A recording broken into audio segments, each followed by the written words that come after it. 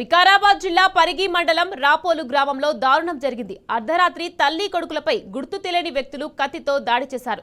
దుండగుల దాడిలో తల్లి గండు నర్సమ్మ అక్కడికక్కడే చనిపోగా కుమారుడు రాజేందర్ కు తీవ్ర గాయాలయ్యాయి. సమాచారం అందుకున్న పోలీసులు ఘటనా స్థలానికి చేరుకుని కేసు నమోదు చేసి విచారణ చేపట్టారు. ముగ్గురు అనుమానితులను పోలీసులు అదుపులోకి తీసుకున్నారు.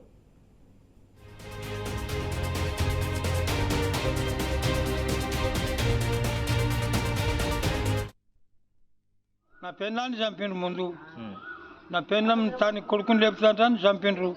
చంపినాక నా కొడుకుని ఎక్కడ దొరికి దగ్గర పొడిచిండ్రు. ఈడ పొడిచిండ్రు, ఈ ఈపులో పొడిచిండ్రు. అంత రక్తం మొత్తం ఇక పొడిచినాక ఓజు తప్పిండు. ఓజు తప్పి కూడా నేను పొడిచినోడిని కునం పట్టుకున్నాను. ఈ ఇద్దరైతే చెప్పే ఇంకోసారి వచ్చిండు. ఇక సత్యమూల అందులో ఫోన్ ఇస్తలేరంట పోలీసు వాళ్ళు. ఎంతమంది వచ్చినట్టు ఒంటి ఒక్కటైంది సార్. నేను ఇంటికి వచ్చినప్పుడు నేను లేను ఇంటికాడ. నేనుంటే అట్లా కాదు ఇంటికాడ. నాకు వాళ్ళు పంగి చూసింది నాది మొత్తం. నేను బోర్కాడ ఉండను.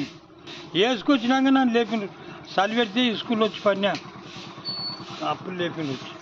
నా కొడుకు మీద పగనే కానీ ఆయన దగ్గర రాలే ఎవరు కూడా. ముందు గొడవ లేదే. ఇక వాళ్ళకి దేవునికి ఎరకాలకి ఎరక ఈ తాగబోతు పని కాదు సార్. నేను అట్లా వెనకటి మనిషి. నాకేం తెలియదు. నా పెళ్ళం మాలిగిపోయింది. నిన్ననే వచ్చింది పాడాలి. నీ అక్కడ ఉన్న బిడిస్తాను అని బతికిపోవు.